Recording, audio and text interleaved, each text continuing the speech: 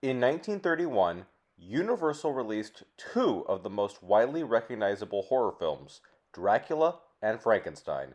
Both are excellent movies, but if you ask me, I don't think either are the most horrifying movie to come out that year. In fact, the film I think that was the most terrifying of that year didn't even come from Universal, but Paramount. The film in question is Dr. Jekyll and Mr. Hyde. Based on the book by Robert Louis Stevenson, it's about a highly regarded doctor named Henry Jekyll who proposes there are two halves to human nature, a good side and a bad side. He creates a drug that releases his evil side, Mr. Hyde, and then the horror begins. The horror in question revolves around the abuse Mr. Hyde places upon poor singer Ivy Pearson. It's truly shocking to see the sexual and violent content the film was able to get away with at the time. I mean, think about it. Dracula couldn't show a vampire biting someone, but this movie shows all of the torment Hyde places upon this poor woman.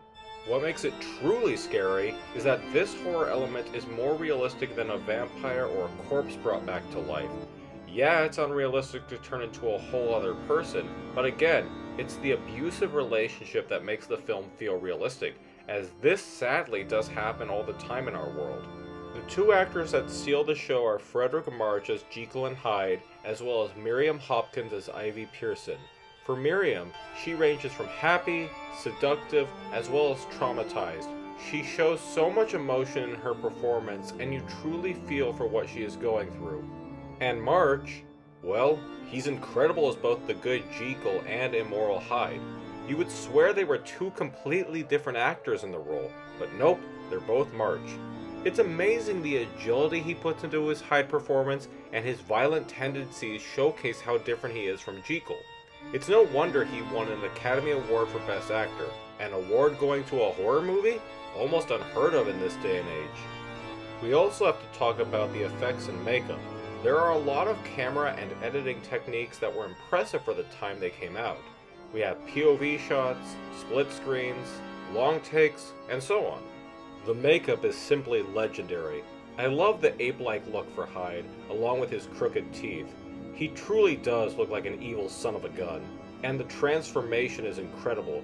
In the scenes, March would already have the makeup on, and through certain lighting techniques, the makeup would be revealed. If I had a criticism with the film, it's that there's some repetitive dialogue. Jekyll and his future bride Muriel have the same conversation with her father 3 times about wanting to get married sooner, and the first 2 times they have the same outcome. It gets a bit annoying, honestly. Other than that, I love this film. It's not a 100% faithful adaptation of the book, but in some ways I find it more interesting. March and Hopkins steal the show in their roles as Jekyll and Hyde and Ivy. The makeup gives us a unique monster, and the camera work and editing is ambitious for the time. If you thought only Universal could make good horror films back then, well then I'd second guess yourself and check out the 1931 Dr. Jekyll and Mr. Hyde. Thanks, this is an O.M.M review. This is O.M.M, signing out.